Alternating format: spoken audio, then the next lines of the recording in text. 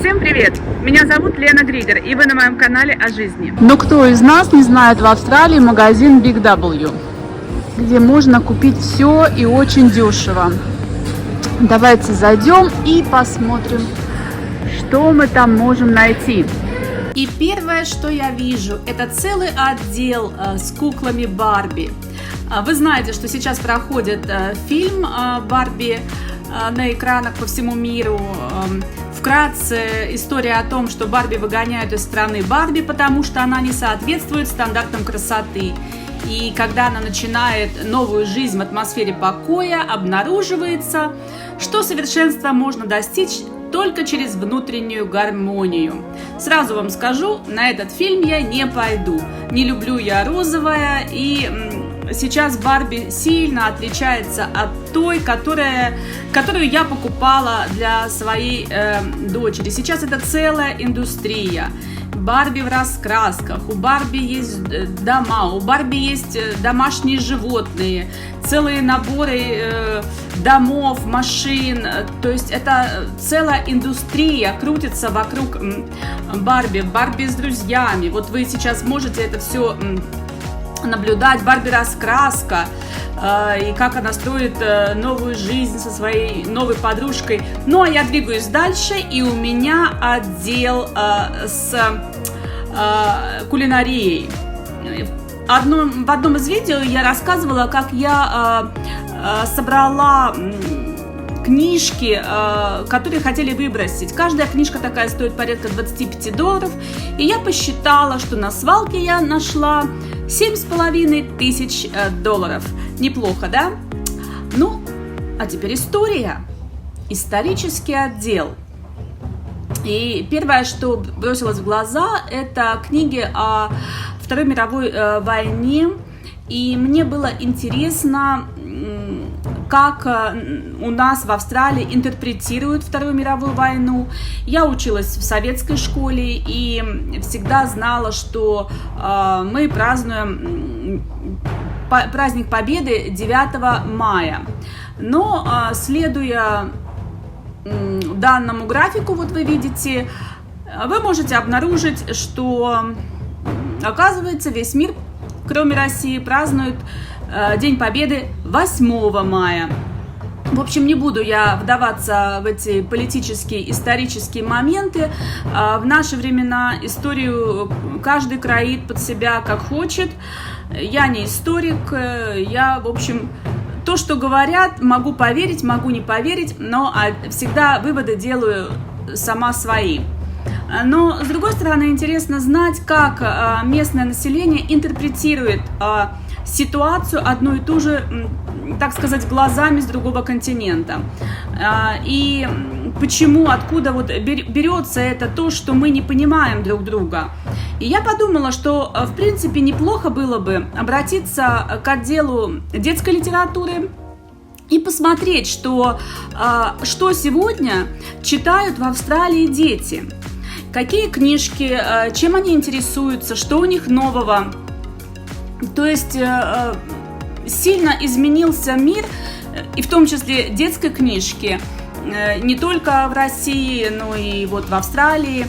И я вот взяла книжку для детей 5-летних, и первое, что я нашла, вот мне понравилось, это сказки про Дюймовочку.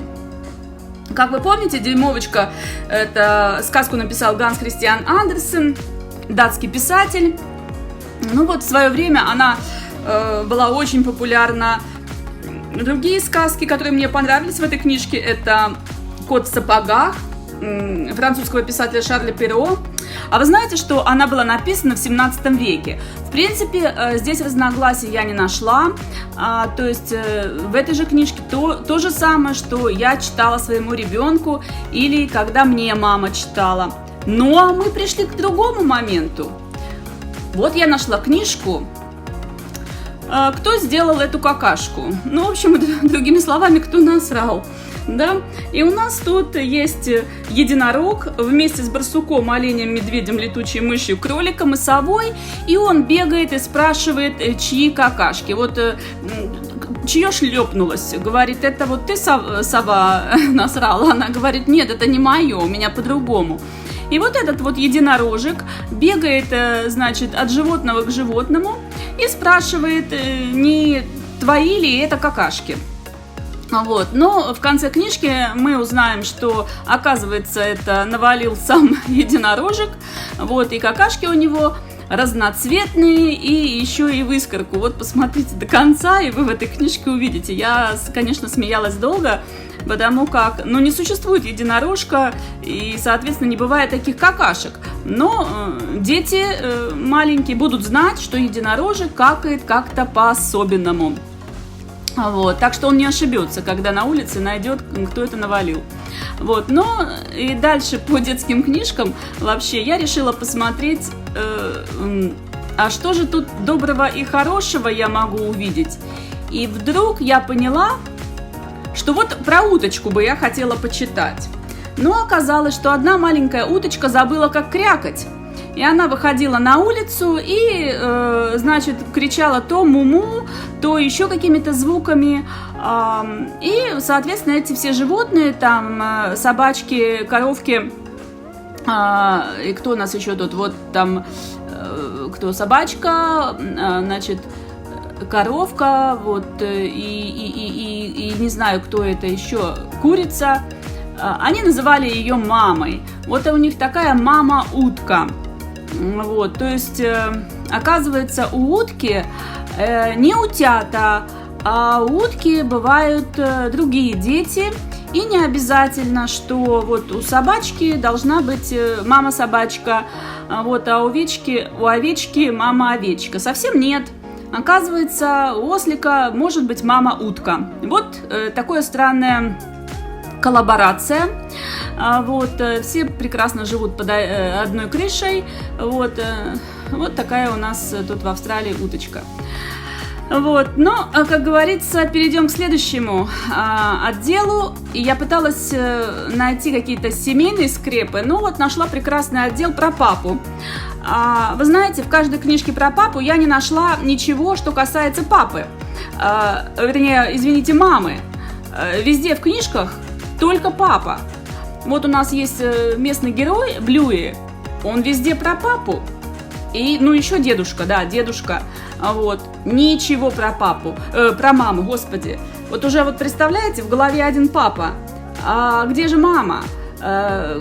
Все, вот dad, это то, что вы видите, это все имя, значит, зовут папу. Вот какой прекрасный у нас папа. Вот, ну ладно, но все-таки же я должна найти, что семья, ага.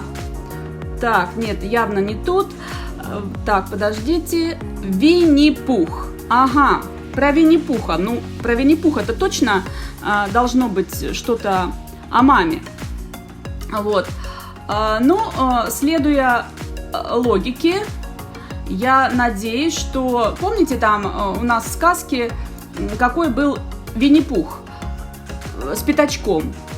Но, пролистав всю книжку, я поняла, что про маму тут тоже нет. А вот написано, что после того, как Кристофер Робин ушел, Пух и Пятачок вместе пошли домой через лес. Они оба думали о том, что папы действительно звучат по-особенному. Вот, и как хорошо, что они друзья. В общем, ничего про маму. Друзья, это был мой краткий обзор о книжках. Жизнь, она такая штука, в ней дублей не бывает. И выбирайте книжки для своих детей с умом, потому что эту жизнь нельзя будет потом отмотать назад и прожить ее заново. И в вашей жизни должны быть и мама, и папа, и нормальная семья. Всем добра и мира. С вами была Лена Григор.